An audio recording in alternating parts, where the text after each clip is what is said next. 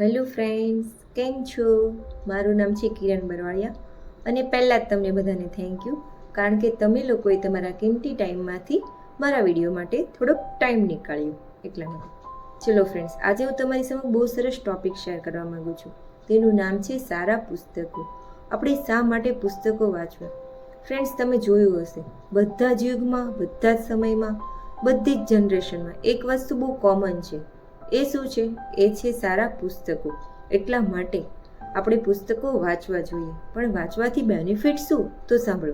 આપણા વિચારો પોઝિટિવ થાય છે, આપણી એકાગ્રતા વધે છે, આપણું નોલેજ વધે છે, બોલવાની, સાંભળવાની, લખવાની કલામાં પણ વધારો થાય છે. મેઇન આપણું ટેન્શન દૂર થાય છે. કોઈક બુક્સ તો આપણી આખી લાઈફ ચેન્જ કરી દે છે. એક એક્ઝામ્પલ આપું તો બિલ ગેટ્સ વર્ષમાં 50 પુસ્તકો વાંચે છે. ફ્રેન્ડ્સ, તમે જોયું હશે એક સ્લોગન છે, લીડર્સ આર રીડર્સ. એટલે કે એ લોકોને એક નોર્મલી હેબિટ હોય છે ડેઇલી લાઈફમાં કે બુક્સ રીડિંગ કરવાની જ એમ. એલન મસ્ક દિવસમાં 2 બુક્સ રીડ કરે છે. વોરન બફેટ તેની ડેઇલી લાઈફમાં દિવસમાં 6 કલાક રોજ પુસ્તકોને આપે છે. મુકેશ અંબાણી પણ પુસ્તકો વાંચે છે. તો આપણે પુસ્તકો લાઈફમાં વાંચવા જોઈએ ને ફ્રેન્ડ્સ. એટલા માટે પુસ્તક આપણને સ્માર્ટ બનાવે છે. પુસ્તક આપણે બ્રેઇન સ્ટ્રોંગ કરે છે. આ લીડર્સો શું કામ પુસ્તક વાંચે છે? કારણ કે એને ખબર છે એનો પાવર શું છે. He knows power of learning, he knows power of reading. તે લોકોને લખવાનું, વાંચવાનું, સાંભળવાનું પાવર શું છે ખબર છે.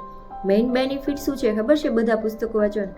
કે પુસ્તક હંમેશા વ્યક્તિ હોય તેની આખી લાઈફસ્ટાઈલમાંથી જે સારા વિચારો છે એ પુસ્તકમાં એ લોકો લખે છે.